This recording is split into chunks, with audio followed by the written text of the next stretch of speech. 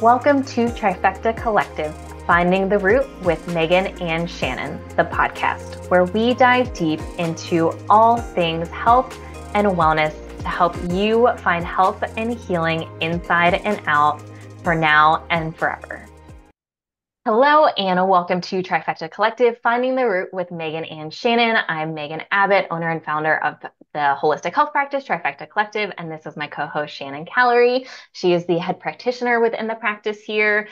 We're so excited to have you back and joining us. Today's topic, if you didn't already see the title, is mold and mold toxicity, mold illness. So we're going to do a deep dive into mold here, and I'm going to expect that this is going to be several parts. Mold is very, very complex, and there's a lot that comes with mold illness, mold toxicity. I don't know if we'll have enough time today to talk about like mast cell activation syndrome, all the histamine responses, yeast and fungus issues, parasite issues that come along with this. We're just going to kind of see how far we can get. But we're going to start with an overview of like how do you get mold illness and how do you get mold toxicity? And we'll go over like testing. We're going to do a pretty deep dive into testing because mold is very complex when it comes to testing. And there's a lot of ways we can do this before we dive into to more of how do we start addressing this and what do those steps look like so that we can actually heal. I'm going to say two things kind of upfront here as well. The first is if you have mold illness, mold toxicity, or suspect that you do, I cannot recommend enough that you work with someone who is mold literate, who has experience dealing with mold and helping people heal from mold. And I don't think this is super well known just because when I talk to people, it's hard to understand this unless you're in this space as a practitioner. But most programs that many of us go through, Shannon and I went through the Nutritional Therapy Association, even programs around like functional medicine, holistic health, holistic nutrition. By and large, there are exceptions here, but by and large, mold, especially a deep dive into mold, is not covered. And almost always additional training needs to be done in order to really get a full understanding of not only mold and mold toxicity, mold illness itself, but also everything that also comes along with it. And this is the big mistake that I see so often from people who have been diagnosed or just told that they have mold issues, of just not understanding you can't just take a mold binder. That's not by itself, that's not going to just fix you. There's a lot of other things that come along with this. So if you have the opportunity to work with someone who is mold literate, who has additional training, who has a lot of experience, who works and dives deep into mold and everything that comes along with mold, I cannot recommend that enough. And I know that is not an option for everyone. So I do want to acknowledge that. But if that is an option for you, I cannot recommend it enough. You can always reach out to us. We are a very mold literate practice. And Shannon, correct me if I'm wrong, but probably close to 45, 50% of our practice are clients with mold issues. So we do have a ton of experience. We have a very, very high success rate in helping people heal from this. So we are always a resource. And as a reminder, we offer free consults. So you can talk to us. We're happy to help and support you the best we can. Obviously, we can't do everything in a free consult. And we will talk about other options if that's something you're interested in, but we do offer that as well. The other thing I want to say is mold is very complicated. If you are doing this on your own, please go very, very, very slow. Yeah, in bonus, I want to intrude Yeah. here. I also healed from mold, so I know what it takes. I was probably one of the more like intense cases.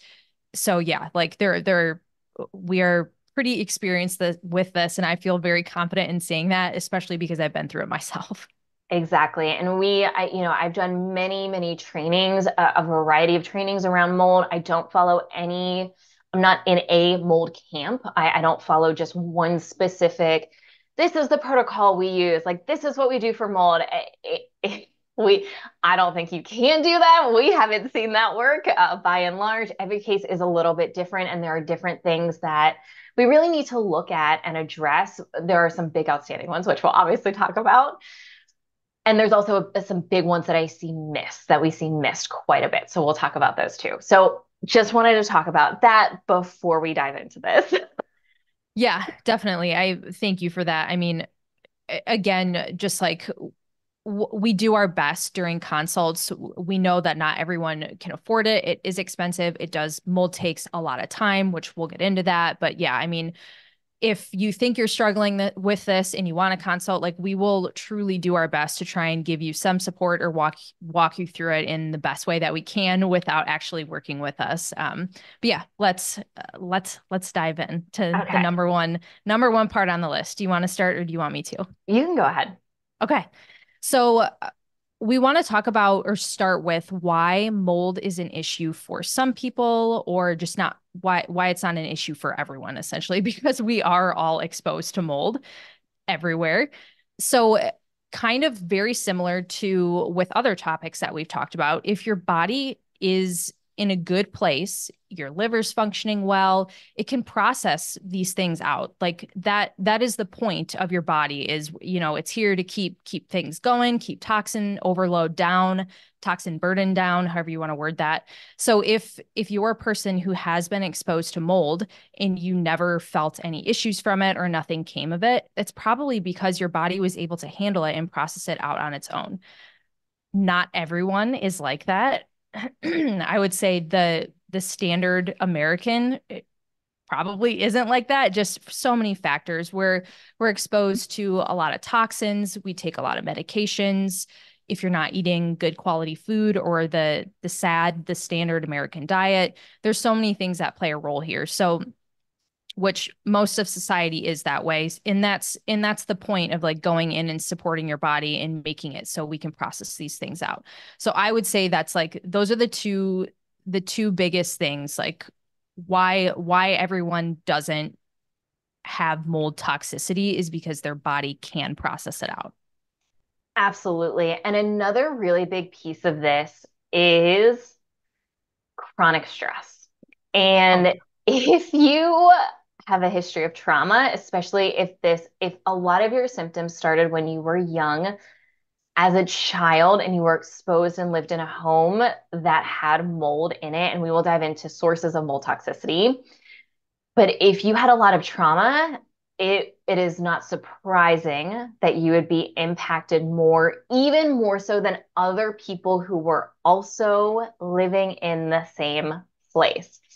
If you have I also want to say this, and I'm gonna kind of go this way in two parts here, but if you have a genetic predisposition to higher stress, for example, if you have a genetic predisposition to autoimmunity, there's a higher likelihood just because you can activate those genes. And if we look at epigenetics, just because we have that genetic predisposition, and you will always hear me talk about genetic predisposition versus genetic mutation, genetic mutation or genetic, genetic change.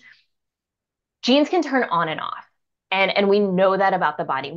This is why I am not the biggest fan by and large of genetic testing. Yes, there is some value in it for certain people, but genes can turn on and off. We can turn these things on and off. We know that.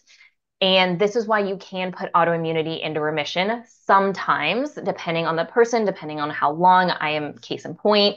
I was diagnosed Hashimoto's. My Hashimoto's has been put into remission for many years at this point. No antibodies, thyroid levels across the board, all of them look good.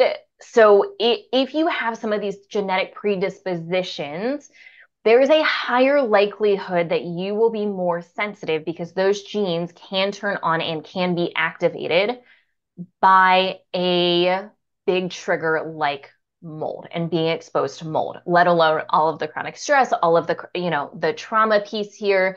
If you lived and moved into a place that had mold, or you were exposed or worked in a place and you were under a lot of stress, once again, the likelihood that you're going to have more of an issue than anyone else around you goes up so much. And we see this all the time. And the question is always asked, why me? Why am I so sensitive? Why is this such a big issue for me and not my significant other, not a parent, not a sibling, not a friend, not a coworker? And I want to emphasize that there's nothing wrong with you.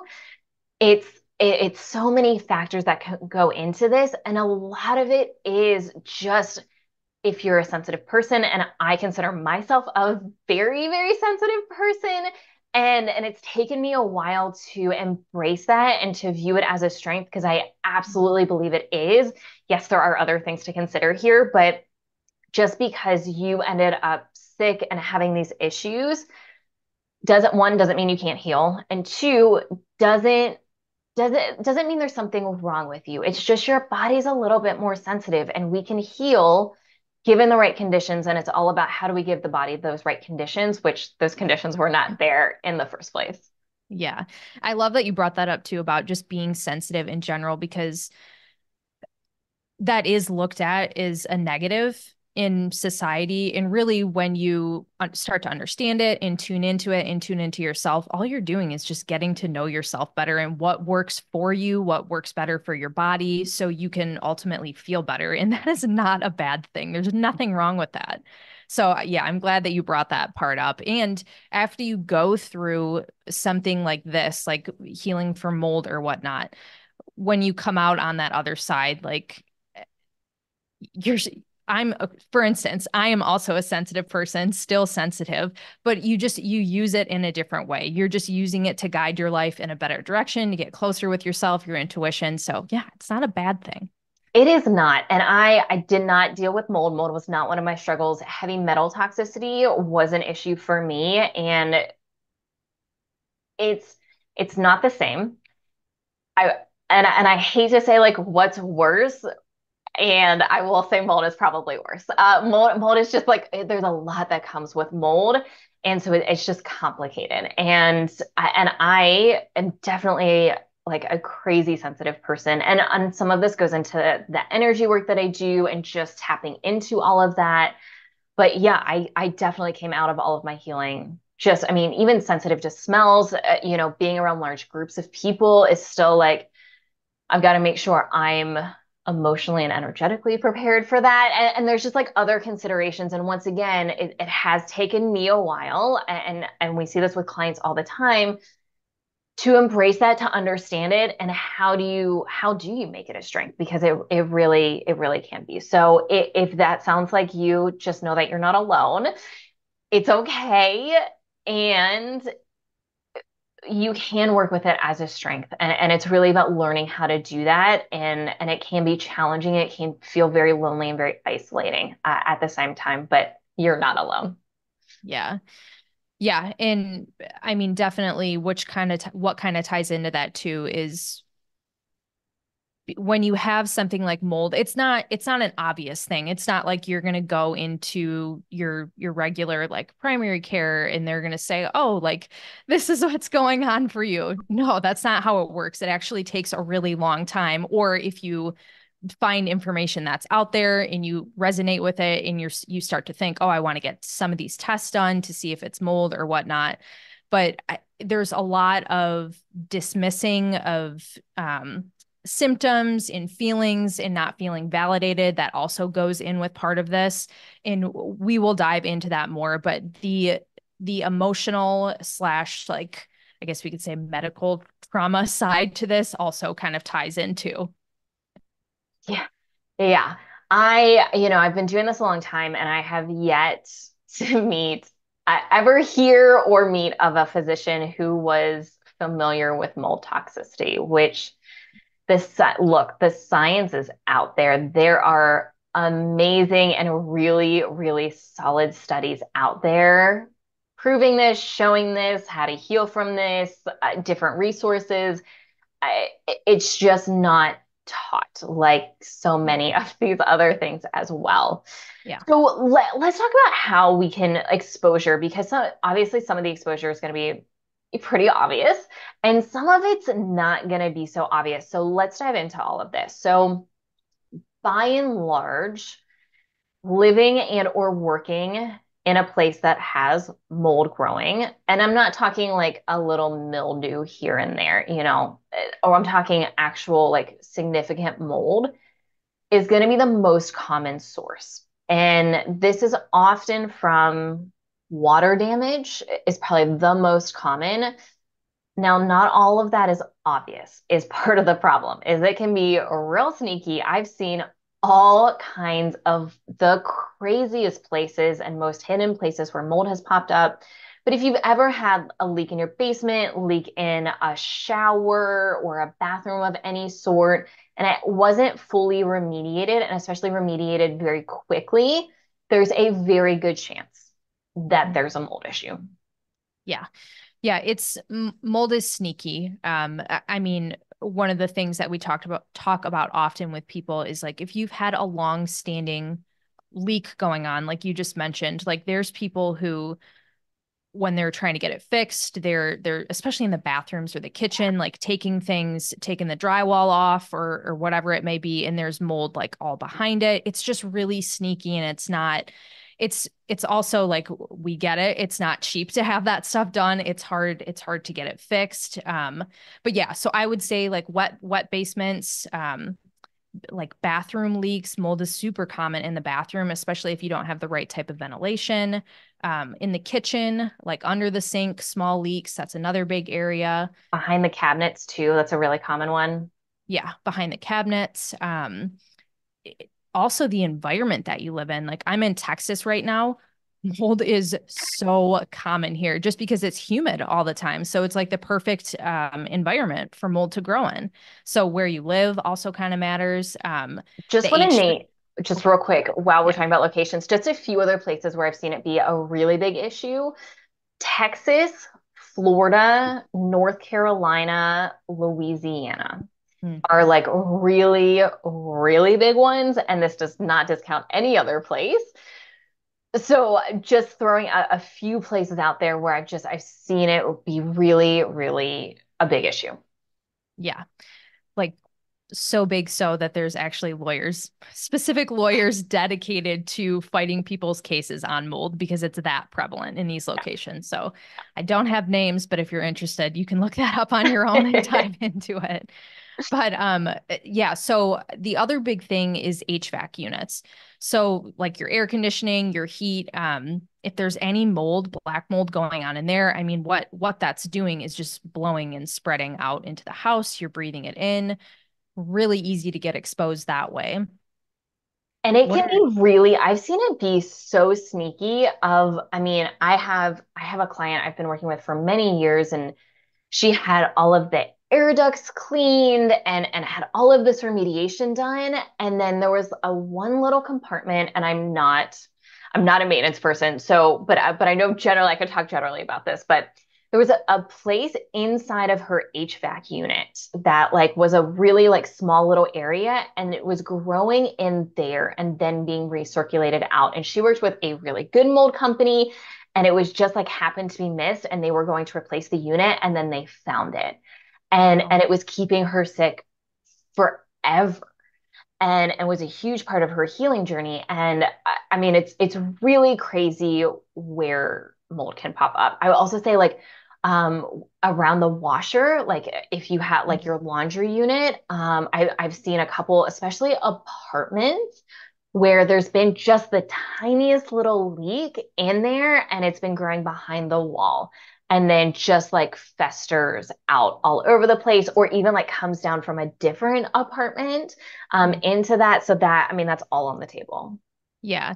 And it's tough with apartments too, just because you don't have as much control over like fixing things. I know in places like Texas and Louisiana, and I can't remember what else you listed, but they actually, because they know mold is an issue, they will put specific clauses in contracts saying, like, we won't cover this. And so sometimes, like, you just got to do your best. When you're in an apartment, if you have the opportunity to move, that's going to be the best option. If you don't, there's other things that you can do, and we'll talk about that eventually too. Yeah, and the other thing I want to say about this is, we think about old buildings. A lot of times, a lot of the questions that we'll ask if we suspect mold is, have you ever lived somewhere or worked somewhere that was like really old or, like hasn't been updated? And yes, that's also true. And I've seen plenty of new builds, brand new houses, brand new apartment buildings also have mold issues. And if the builder does not do a great job, and once again, like this is not my area of expertise, but I've just seen it enough to be able to talk a little bit about it. In that if they don't do a good enough job of covering the new build, especially in one of these places that has a lot of rain, has a lot of humidity, I mean, mold can just start growing as the new building or new house is being built. So, yes, oftentimes newer is better, but also that does not guarantee there's also not an issue. Yeah, and just real quick to add on to that, going through your house, and I am also not an expert in this. However, I do follow a lot of like mold remediation accounts at this point, but just like checking all the like any point of drainage, so like shower drainage, sink drainage in the bathroom, in the kitchen, all these places, making sure they are actually draining and draining properly is a huge thing when you have like a new build or when you're moving into a newer build of a home. And those, if it's not draining right, that right there is a good indication that it's something you might want to look into a little bit more. Yeah, absolutely. So just, those are always some good places. I'll also say when, and we're going to talk about how to test here. And once again, this is not our area of expertise, but yes, we can give some guidance here. Just because a mold test comes back negative in a house also is not a guarantee Mhm. that you don't have a mold issue. So, actually, before I dive into that, is there anything else you want to share? Kind of adding on to that, I mean, just like, and again, you don't, even if you're having symptoms, which we're going to talk about here in a second, it doesn't mean that you need to be currently living in mold because, again, like it matters how your body is functioning. So I just want to add that in real quick. Yes, absolutely. So it could be a previous place where you worked, where you lived, where you went to school is also a really big one. It's very, I mean, it breaks my heart every time, but I've worked with a handful of teenagers who have gotten sick at their schools, and I've heard even more stories. We don't specialize in children. We will work with older teenagers. And I mean, it's really heartbreaking to see what happens when these schools have mold. And where I am right now in Virginia, there's been a couple cases that have recently come up in regards to this, and my heart breaks because I know what some of these kids are going to start going through. And once again, the kids who are more sensitive and have a lot of stress going on and other things, I know what they're about to experience and the lack of support that they will often find, especially in the traditional Western medicine community. And yeah, so that is also on the table here. Yeah. So getting into testing here, so there's a few ways to go about testing. The most accessible and probably cheapest way to start, if you suspect you are potentially currently living in a place with mold or working in a place with mold, is an ERMI test. And we'll put a link in the show notes here. So the ERMI is a dust test. And you can use a Swiffer with this, like a Swiffer cloth, Swifter You said it cloth, right. Swiffer. Okay. Whew. It's been a minute since I've talked about a Swiffer. But you can use one of those cloths or they can give you a cloth and you go through and you basically take dust samples.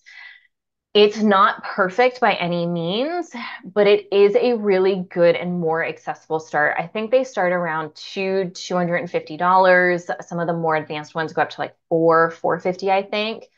And it's a good start. Please read all of the instructions and best practices before you do this. I think the current recommendation is at least 60 to 90 days worth of dust. which means like the baseboards, windowsills in particular, you want to try to avoid cleaning those for that period of time so you get the most accurate sample. If it's a place where you work or like a school, obviously that can be more challenging. Maybe Yeah. not if they don't have the best cleaning practices, depending on where it is and who's cleaning. But that is something to take into consideration that you do want a time period of a sample in order to get more accurate results. And once again, please read the recommendations. But just as a side note, I do like to reinforce that. There are I mold. think, Oh, go ahead. oh, I was just going to say, I think they also talk about the up by the HVAC, like the Yes. vent, like where the AC comes out, something on the ceiling, like that doesn't get touched very often. That's a really great place to check for it too. Yes, yes, absolutely. Especially because those air ducts are a really, really common place for mold to become an issue and to grow. They have, yeah, mold companies, check around your area if you suspect this. It's going to be more expensive. And sometimes, hopefully more often than not, more accurate. I will say once again, this is not my area of expertise, but I also follow a lot of people. This is covered somewhat in a lot of the trainings that I've done. Air samples are not great. They do not give very accurate results. So if you talk to a mold company and they only do air samples, my suggestion would be to see if there's a company that does other testing. Mhm. There's also mold dogs, and I've heard amazing reviews about mold dogs by and large because once again, mold can hide. I mean, I've seen people, it's been under their bathroom floor and no one's been able to test it unless they rip up the floor, which Yeah. most people aren't trying to rip up their bathroom floor and deconstruct their house while trying to search for it. Sometimes it has to be done, but um, that that's also a really good option for a lot of people. So take a look. You can do a search for it, mold dogs, but I've heard really good reviews about that. We'll we'll put that in the ERMI in the show notes just so you can see it. Yeah. Okay. So yeah, that'll be super good. So, and then remediation itself, there's a lot of controversy around that. Once again, not our area of expertise, but just bleaching it, just like putting a spray over it, typically does not cut it. Also, make sure you find the source and address the actual source of it. Also, make sure to fully check where it has spread because it can, especially if it's been there for a while. I mean, if you're going to remediate, try and remediate it all at once. Otherwise, you're going to spend another like handful of thousands, tens of thousands of dollars doing this. So if you can do it all at once and really like make sure, especially if it's in the bathroom, like where has it spread outside of the bathroom, where up, where down, along the sides, outside of that, really try and look at all of that to make just mistakes that I've seen people have to go through this so many times. So if you can just avoid all of that and just really do it all at once, that would be great for you. Yeah, and just adding a couple more things here. I have two clients who are going through this process right now, and they actually their insurance is I don't know if it's covering all of it or covering part of it, but that is always an option to look into if you're dealing with this. Um, and I just lost the second thing I was gonna say. So if it comes back to me, I will let you know. Okay, perfect. And if you are an apartment, by and large, I have one exception to this that I've seen, but by and large, they're not going to be super helpful. They're not going to do a great job at addressing it. They might just ignore it. They might spray it. So just be mindful of that and know that's usually what it is. It's very unfortunate, and I know it's not possible for you to get out at all times. It's very expensive to move, all that kind of stuff. So just be very mindful of that. Also, once again, not my area of expertise, but spore cleaning and everything else that comes along with it. It's just not just about if you're currently living in it, just addressing the mold, but also addressing all of the spores that can come along with that. Air filters go a really long way, like specific cleaning of clothes and bedding and furniture, anything cloth that can hold on to the spores in particular, really valuable to do some toxin cleaning around that. Yeah. And I know this is a little bit controversial of an opinion, but I know I've seen a lot of practitioners go to extremes here with like you need to throw everything out, throw all your clothing out, all your bedding, and that is frustrating to me because I don't think it's very realistic for most people to do that. I didn't do that. I probably would never do that. That's a lot of money to just replace everything. So I think that there's ways, just you got to look into this part a little bit more. I don't have the full answer here, but like properly cleaning your clothes, maybe using a specific like solution or detergent to do that. The air filter, I cannot remember the name of it right now. There is one air filter that is really great for clearing out mold spores in your house. We'll find the name and we'll put that in the show notes too. But there are some other options here. And I've also seen people like who have healed from mold. They're afraid to let people come into their apartment because they don't want to bring mold in. And I just want to mention like these are extremes here. I am fully healed from mold. People come in and out of my apartment. I go out into the world. Like I am fine as long as I keep supporting my body in the best way for me. Like it doesn't need to be that intense and extreme of a process.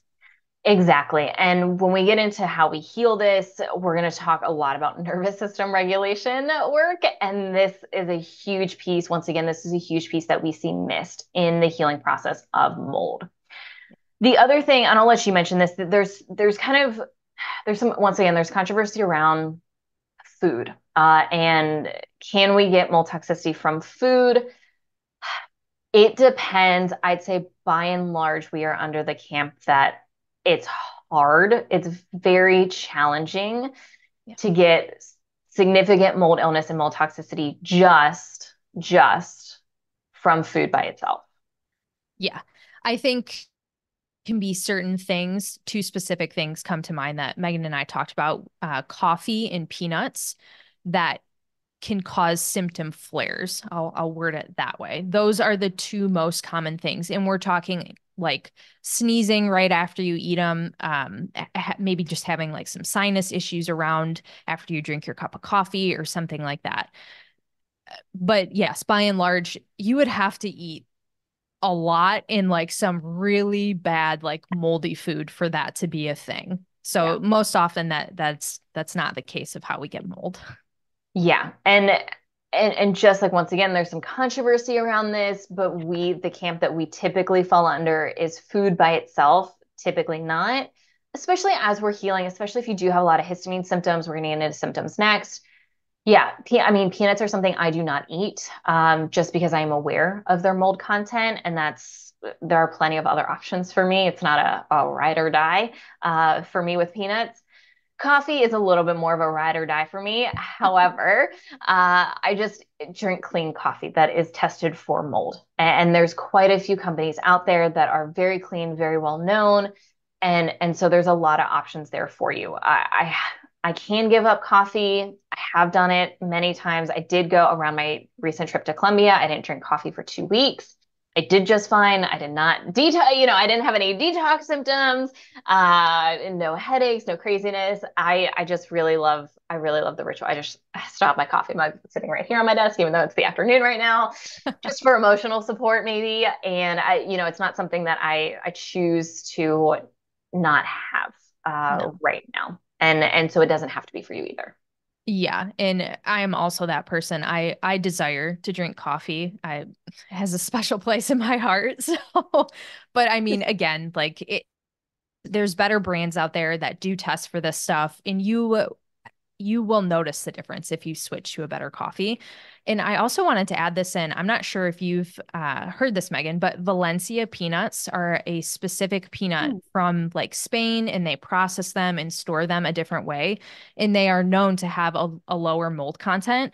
Oh, I cannot eat like regular peanut butter, but if I find a peanut butter that is Valencia peanuts, I can eat it and have no issues.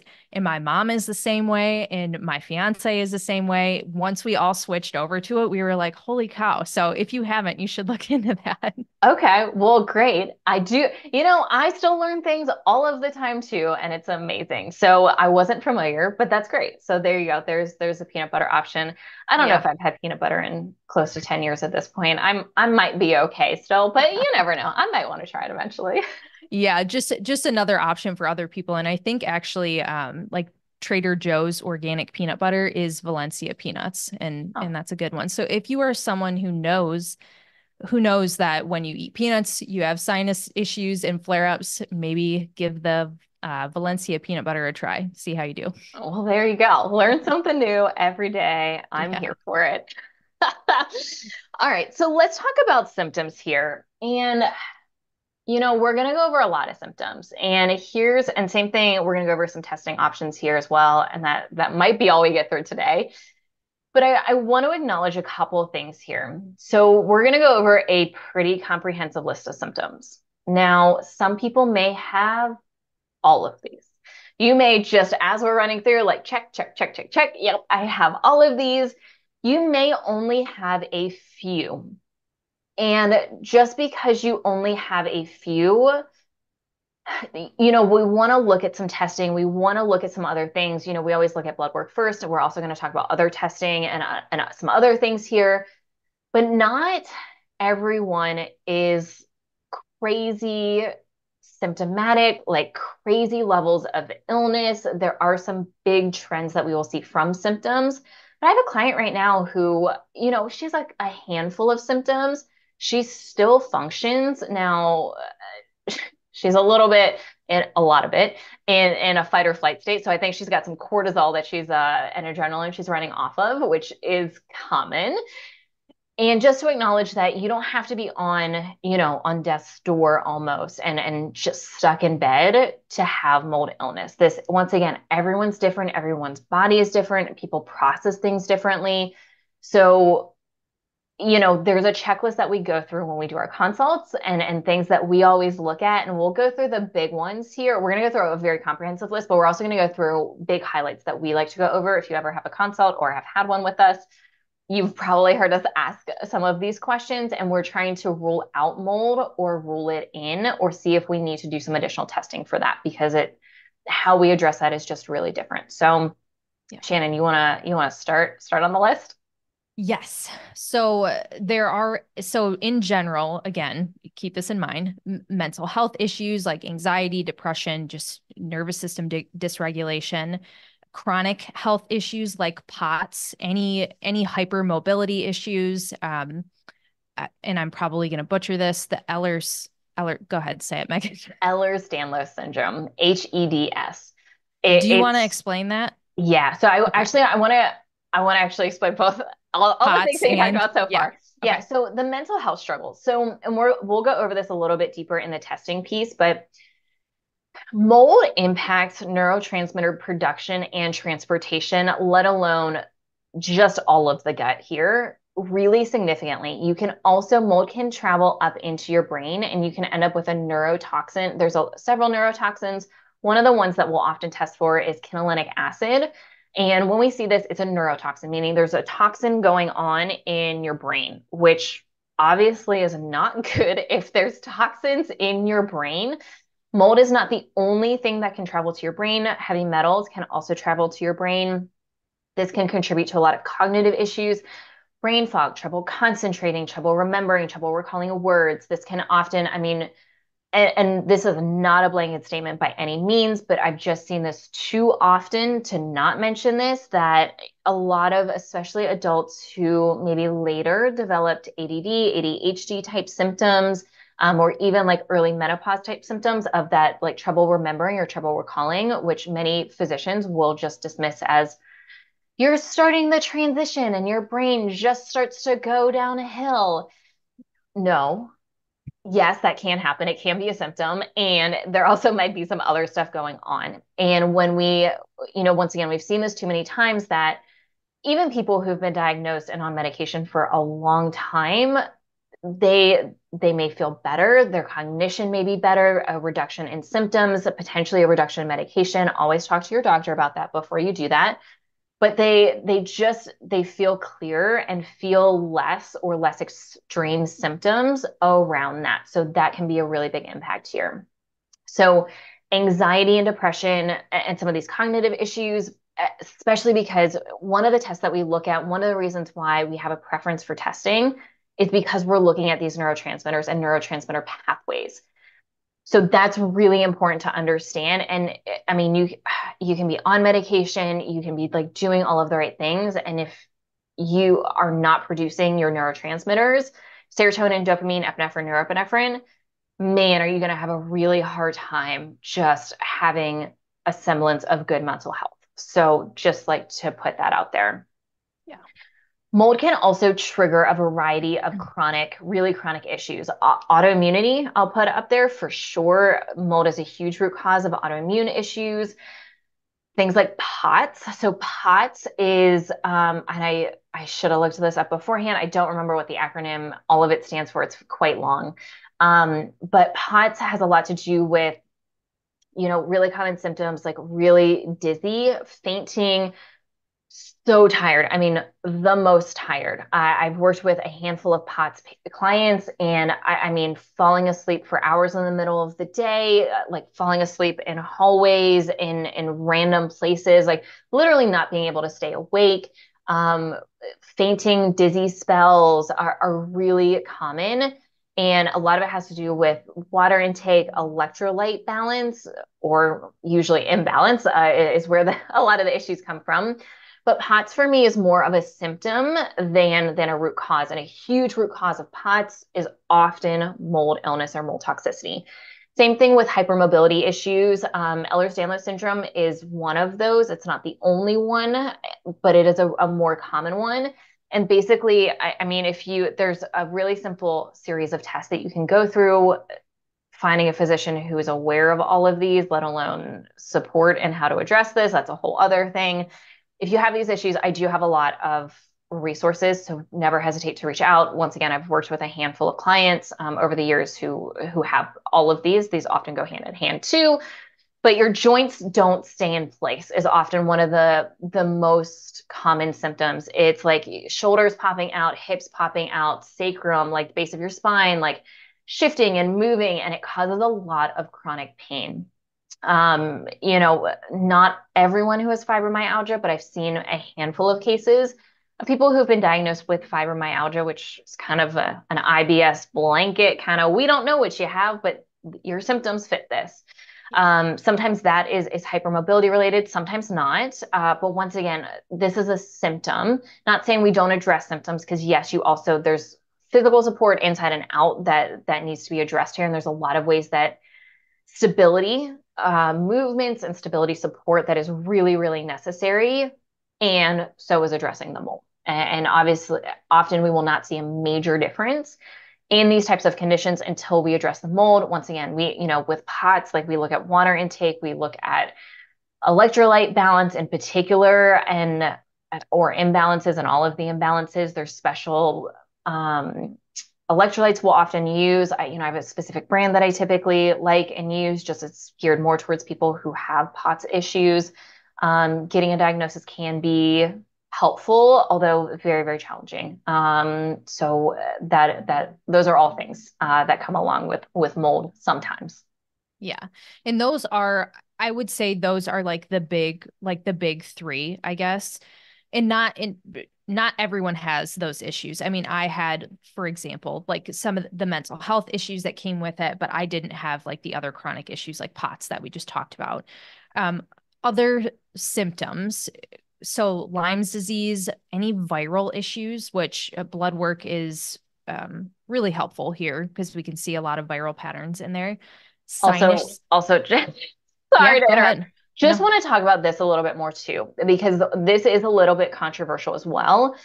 And my opinion has changed around this, especially. So I have a history of Epstein-Barr virus, which is a chronic viral issue. If you have a chronic viral issue, sometimes that is the root cause of your health issues. Oftentimes, these are not coming alone. And we need to look at other things. And I know there are practitioners out there and coaches out there who specialize in these chronic viral issues, and Lyme and EBV are not the only two. There are many, many others out there. I've recently seen one with HPV. A lot of mixed feelings about this. And I would just encourage you, if you have been diagnosed with chronic viral issues, please also make sure you're looking at other big things that can impact you. Because if you're only doing the viral and immune support and you're not addressing these bigger issues, or you haven't at least looked to see if are these impacting my health. Once again, it's not everyone, but I've seen this more often than not. You're never going to heal. My ABV has been in remission for many, many years. It was a huge part of putting my Hashimoto's into remission. And I spent a lot of time, money, and supplements on EBV treatment, on support that didn't work until heavy metals and parasites were addressed. So please also keep that in mind. There's also new and emerging research. I haven't done a crazy deep dive into this, but it kind of goes along with this, that you don't necessarily have to be bitten by a tick to test positive for Lyme. And testing positive for Lyme is a whole other topic of conversation. And how do you do that? And what is the best test to do that, or tests? But it appears that we don't necessarily have to be bitten by a tick in order for that to pop up. And it can be triggered by other things like mold illness, mold toxicity. So just please keep that in mind if that sounds like you, especially if you've been trying to heal from these things for a really long time. You got to look at the bigger picture. And if you're working with someone who's so only focused on one thing, that's where so many of us get into trouble. And that's not the case for everyone, because it's absolutely not the case for everyone. But Shannon and I just have too much experience of being on the other side of being the client, on being the patient, and people only focusing on, like, hyper focusing on one or two things and missing that bigger picture. So we just want to bring that up. Yeah, no, I'm glad you did bring that up. I mean, I had tested positive for Epstein-Barr virus, and this was like, I don't know, maybe like 7 years ago, when I was diving a lot deeper into all my health issues. And I don't even believe that it was addressed, now that I think about it. And oftentimes, I want to add this in too, when we're focusing on the mold, when we've tested, or when we've talked to someone and it's very apparent that mold is issue, yes, let's go for it, let's work on it. When we get to the end of it, your body will present other things that it's ready to work on. It's kind of like peeling back the layers of an onion. Like, things, once we've healed one thing, your body's like, okay, now I'm safe to, like, let this go and let's work on this portion. And we will see viral issues come up after we've dealt with the mold portion. And it's one thing about viral issues is it doesn't seem, from my experience, it doesn't take as long as mold, that's for sure, to kind of get things back in balance. So yeah, I mean, it's, again, like, not, like you said, not everyone is like this. Every single person is different. Every case is different, but it is something to be aware of. Exactly. Exactly. You can continue, and I'll just continue to interrupt you every symptom that you say. Go ahead. That works for me. So sinus issues. When we say sinus issues, we're talking about, like, postnasal drip, like chronic mucus issues, sinus headaches, sneezing frequently, maybe after you eat certain foods or whatnot, or just all the time at night. That is a pattern that I see, is at night having sinus issues. It also goes with parasites. Oh, that's, yeah. That's usually the bigger reason. Yeah, with parasites, yeah. Gut issues. I would say the biggest thing here, because that's such another blanket term, is gut issues. And there's also so many things that go with that, like parasites and bacteria, which, again, if you have mold, you probably have some of these other things going on because they just pair together.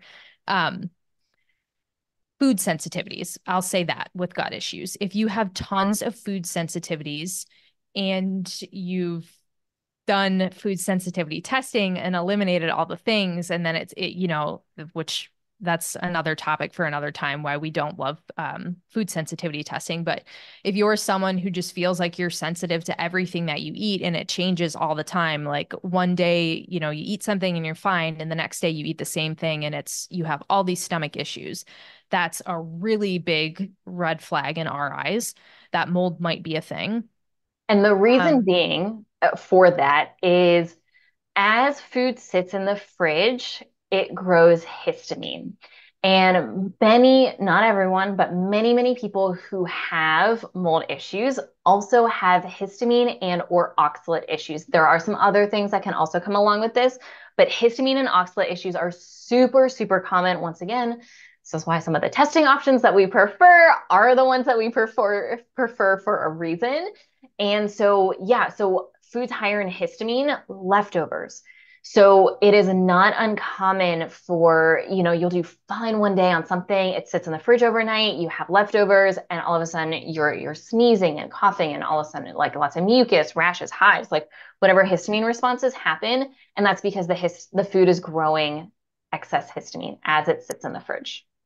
yeah. And something else to add on to that too is when you've dealt with this and you start to you get stressed about it because you don't understand, you don't know, like, oh, great, I'm going out to eat with my friends, I'm going to eat this food, I'm going to have this horrible reaction. So then there's also that mental health slash nervous system regulation piece that comes into this too, where it's like if you are just like so afraid to eat anything, like again, like we get it, we've been there, we hear you, we see you.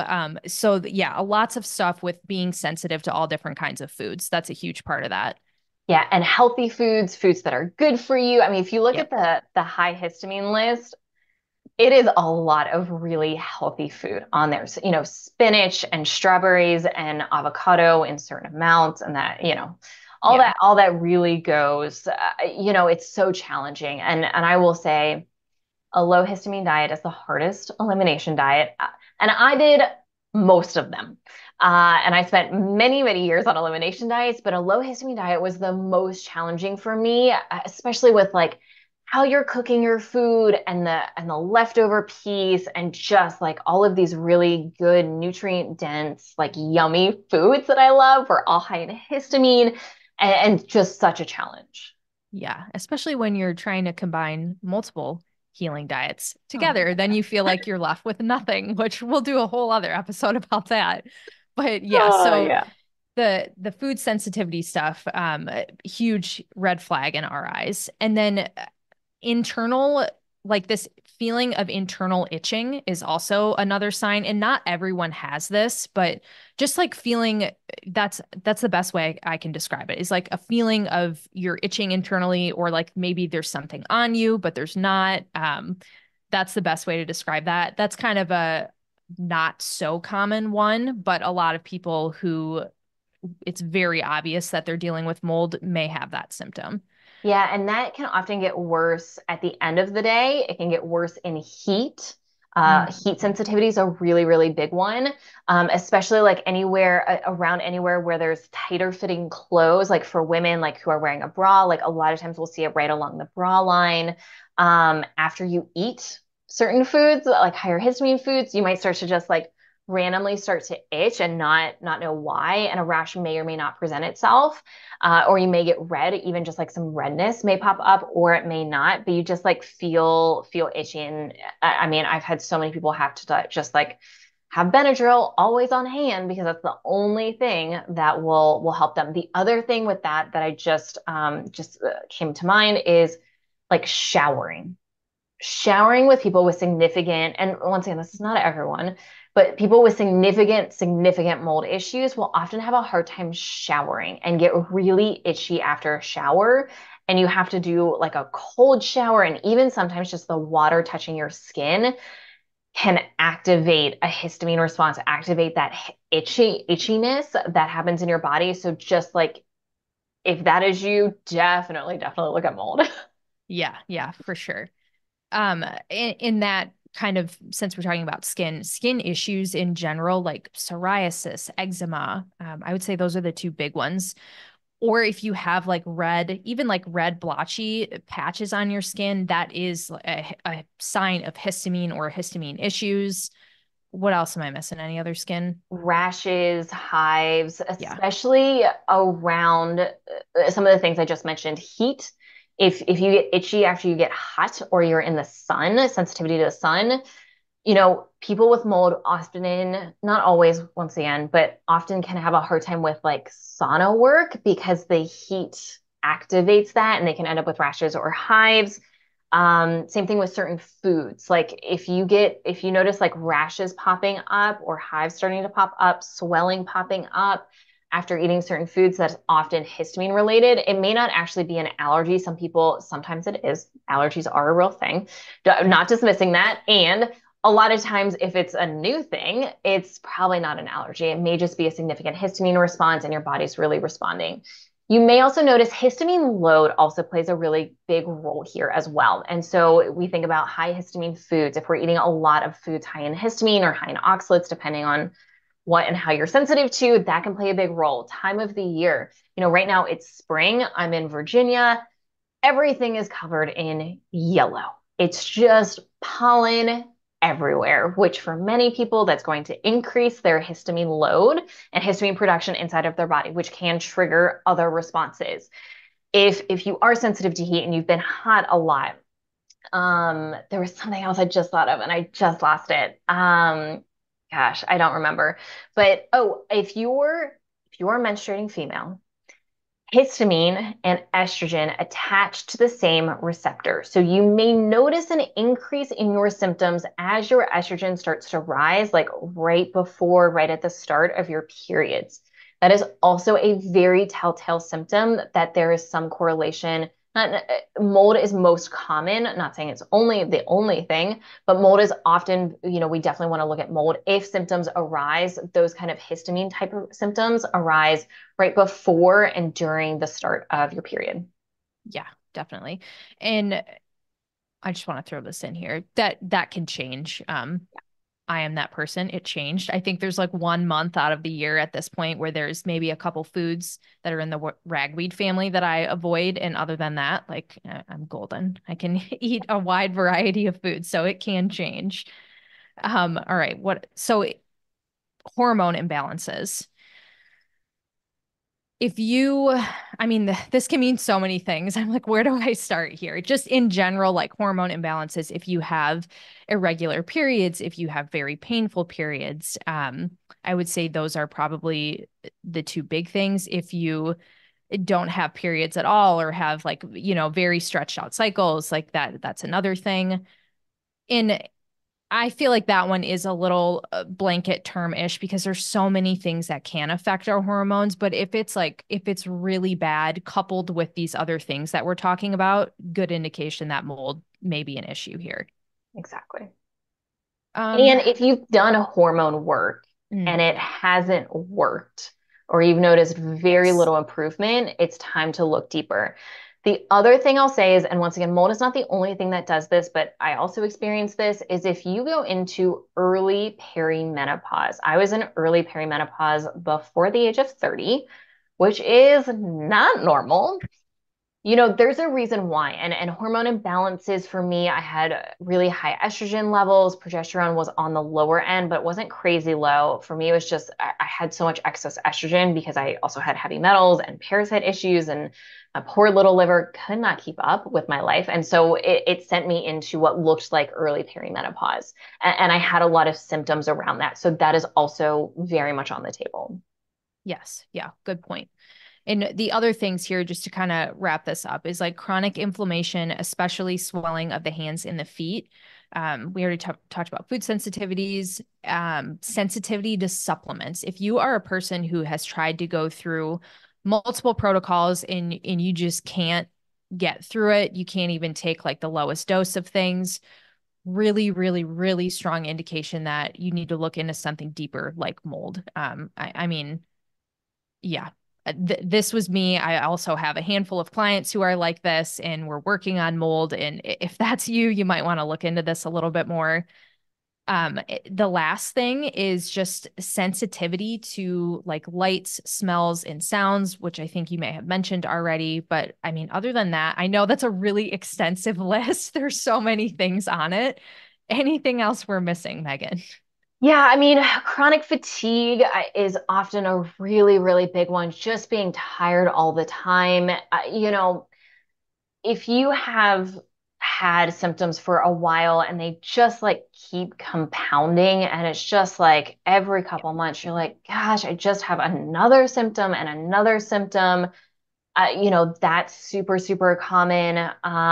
It can really impact your hair, skin, and nails as well. And once again, if you're looking with someone who's only looking at like your thyroid or sex hormones, the bigger things can be missed. And so that's really common. So yeah, it can be very challenging. Once again, this was a lot of symptoms here, and I think we're going to wrap it up at this and then talk about testing. And once again, this might be a three-parter here because there's so much that goes into mold, and the whole goal of this podcast is to do really deep dives into a lot of these topics that we just don't have time for on other platforms. So I want to make sure we do mold due justice that it deserves and that you guys deserve as listeners here to help you understand this. But yeah, if you have a handful of these symptoms, it's worth taking a look and asking some bigger questions here. And once again, we look at blood work first, and then we can recommend other testing. We'll get into testing next time. We'll do a part 2 and likely a part 3. And so, yeah, just the other thing is, and I know we kind of touched on this before, but if you feel like you're crazy and you can't get any answers in Western medicine and or in the more holistic health kind of realm, you're not alone.